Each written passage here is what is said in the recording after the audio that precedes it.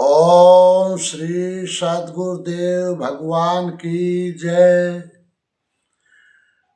प्रश्न है कि अधोगति अर्थात नरक में जाना क्या है।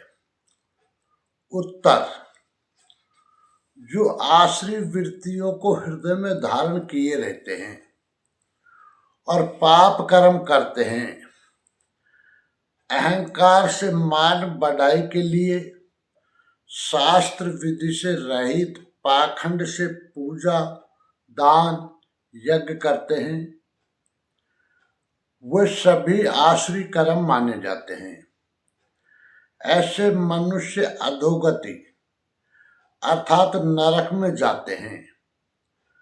इस पर भगवान श्री कृष्ण गीता 16/17 में कहते हैं, आत्म संभाविता स्तब्धा धन मान मदान्विता यजन्ते नाम यज्ञेस्ते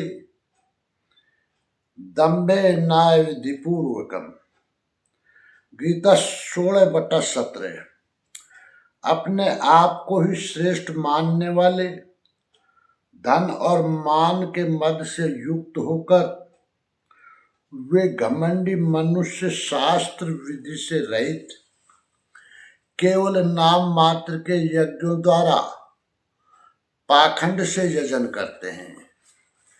क्या वही यज्ञ करते हैं जैसा श्री कृष्ण ने बताया है? नहीं, उस विधि को छोड़कर करते हैं, क्योंकि विधि योगेश्वर ने स्वयं बताई है। गीता के अध्याय 4/25 श्लोक से 33 श्लोक तक तथा गीता के अध्याय 6/10 में श्लोक 10 से 17 तक।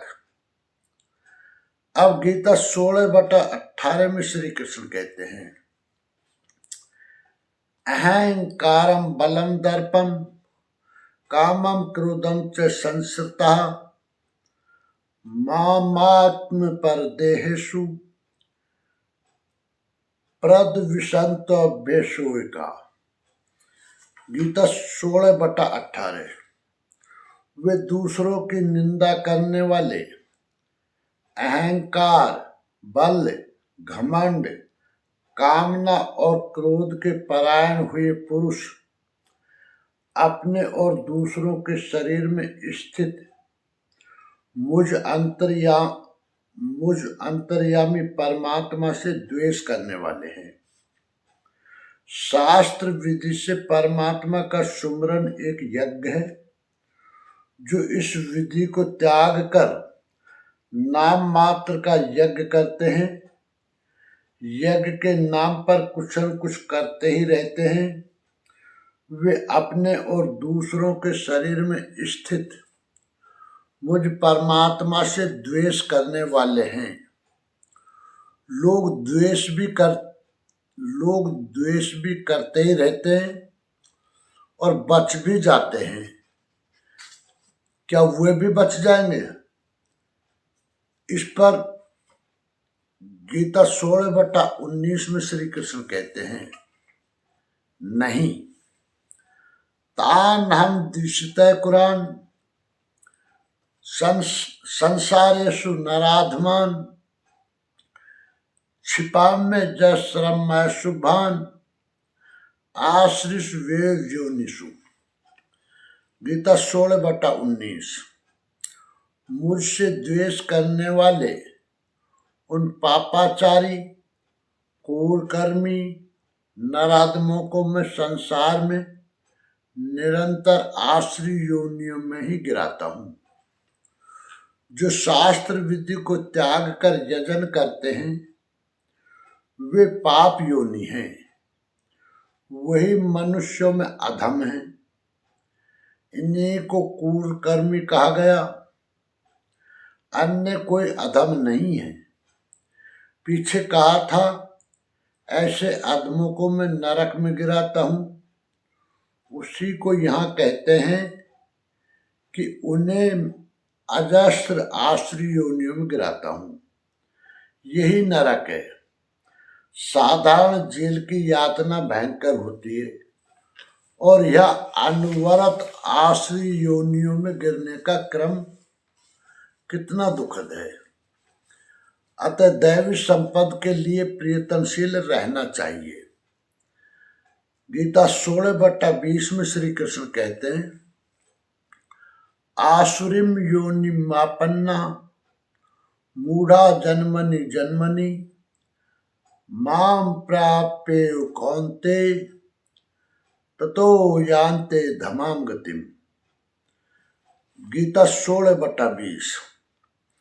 कौन्ते, मूर्ख मनुष्य जन्म जन्मांतरों तक आश्री योनियों को प्राप्त हुए मुझे न प्राप्त होकर पहले से भी अति नीच गति को प्राप्त होते हैं, जिसका नाम नरक है। गीता 16/21 में देखें नरक का उद्गम क्या है। त्रिविधम नरकस्येदं द्वारम नाशनमात्मने कामे क्रोधस्तथा लोभस् तस्मादेतत्त्रयम् त्यजेत्। काम, क्रोध और लोभ ये 3 प्रकार के नरक के मूल द्वार हैं। ये आत्मा का नाश करने वाले, उसे अधोगति में ले जाने वाले हैं। अतः इन तीनों को त्याग देना चाहिए। इन्हीं तीनों पर आश्रित संपद टिकी हुई है। इन्हें त्यागने से लाभ, इस पर गीता 16/22 में श्री कृष्ण कहते हैं, ए तैर्विमुक्त कौन्ते तमो द्वारे स्त्रीभिर्नरे आचरितात्मान श्रेयस ततो याति पराम गतिम। गीता 16/22। कौन्ते, नरक के इन तीनों द्वारों से मुक्त हुआ पुरुष अपने परम कल्याण के लिए आचरण कर पाता है, जिससे वह परम गति अर्थात मेरे को प्राप्त होता है। इन तीनों विकारों को त्यागने पर ही मनुष्य नियत कर्म करता है, जिसका परिणाम परम श्रेय है। गीता 16/23 में श्री कृष्ण कहते हैं, ये शास्त्र विधि मुत्सृजे वर्तते काम कारतः न स सिद्धिमेवाप्नोति न सुखम न पराम गति। जो पुरुष उपर्युक्त शास्त्र विधि को त्याग कर, वह शास्त्र कोई अन्य नहीं, इति गुह्यत्वम शास्त्रम। गीता 15/20। गीता स्वयं पूर्ण शास्त्र है, जिसे स्वयं श्री कृष्ण ने बताया है। उस विधि को त्याग कर अपनी इच्छा से बरतता है, वह न सिद्धि को प्राप्त होता है, न परम गति को, और न सुख को ही प्राप्त होता है। गीता 16/24 में श्री कृष्ण कहते हैं, तस्मात् शास्त्रम प्रमाणन्ते कार्य व्यवस्थितौ ज्ञात्वा शास्त्र विधानोक्तम कर्म कर्तुमिहार्हसि। गीता 16/24। इसलिए अर्जुन, तेरे लिए इस कर्तव्य और अकर्तव्य की व्यवस्था में कि मैं क्या करूं क्या न करूं, इसकी व्यवस्था में शास्त्र ही एक प्रमाण है।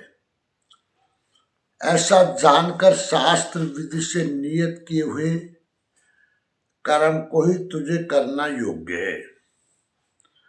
अध्याय 3 में भी योगेश्वर श्री कृष्ण ने नियतम कुरु कर्म त्वम, नियत कर्म पर बल दिया और बताया कि यज्ञ की प्रक्रिया ही वो नियत कर्म है और वह यज्ञ आराधना की विधि विशेष का चित्रण है जो मन का सर्वथा निरोध करके शाश्वत ब्रह्म में प्रवेश दिलाता है। यहां उन्होंने बताया कि काम, क्रोध और लोभ नरक के 3 प्रमुख द्वार हैं। इन तीनों को त्यागने पर ही उस कर्म का अर्थात नियत कर्म का आरंभ होता है, जिसे मैंने बार बार कहा, जो परम श्रेय, परम कल्याण दिलाने वाला आचरण है। बाहर सांसारिक कार्यों में जो जितना व्यस्त है उतना ही अधिक काम, क्रोध और लोभ उसके पास सजा सजाया मिलता है। कर्म कोई ऐसी वस्तु है कि काम, क्रोध और लोभ को त्यागने पर ही उसमें प्रवेश मिलता है। कर्म आचरण में ढल पाता है। जो उस विधि को त्याग कर अपनी इच्छा से आचरण करता है उसके लिए सुख, सिद्धि अथवा परम गति कुछ भी नहीं है। अब कर्तव्य और अकर्तव्य की व्यवस्था में शास्त्र ही एकमात्र प्रमाण है। अतः शास्त्र विधि के ही अनुसार तुझे कर्म करना उचित है और वह शास्त्र है गीता। निष्कर्ष यह है कि भगवान श्री कृष्ण कहते हैं कि अपने आप को ही श्रेष्ठ मानने वाले, धन और मान के मद से युक्त होकर घमंडी मनुष्य शास्त्र विधि से रहित केवल नाम मात्र के यज्ञों द्वारा पाखंड से यजन करते हैं। दूसरों की निंदा करने वाले, अहंकार, बल, घमंड, कामना और क्रोध के परायण हुए पुरुष अपने और दूसरों के शरीर में स्थित मुझ अंतर्यामी परमात्मा से द्वेष करने वाले हैं। मुझसे द्वेष करने वाले उन पापाचारी, क्रूरकर्मी, नराधमों में संसार में निरंतर आसुरी योनियों में ही गिराता हूं। मूर्ख मनुष्य जन्म जन्मांतरों तक आसुरी योनि को प्राप्त हुए मुझे न प्राप्त होकर पहले से भी अति नीच गति को प्राप्त होते हैं, जिसका नाम नरक है। काम, क्रोध और लोभ ये 3 प्रकार के नरक के मूल द्वार हैं। ये आत्मा का नाश करने वाले, उसे अधोगति में ले जाने वाले हैं। नरक के इन तीनों द्वारों से मुक्त हुआ पुरुष अपने परम कल्याण के लिए आचरण कर पाता है, जिससे वह परम गति को प्राप्त होता है। जो पुरुष उपर्युक्त शास्त्र विधि को त्याग कर अपने इच्छा से बरतता है वह न सिद्धि को प्राप्त होता है, न परम गति को, और न सुख को ही प्राप्त होता है। इस कर्तव्य और अकर्तव्य की व्यवस्था में कि मैं क्या करूं, क्या न करूं, इसकी व्यवस्था में यह शास्त्र ही एक प्रमाण है। ऐसा जानकर शास्त्र विधि से नियत किए हुए कर्म को ही तुझे करना योग्य है। प्रश्न पूरा हुआ। संपूर्ण जानकारी के लिए देखें परम पूज्य योगेश्वर स्वामी श्री अड़गड़ानंद जी महाराज की व्याख्या यथार्थ गीता। ओम श्री सद्गुरुदेव भगवान की जय।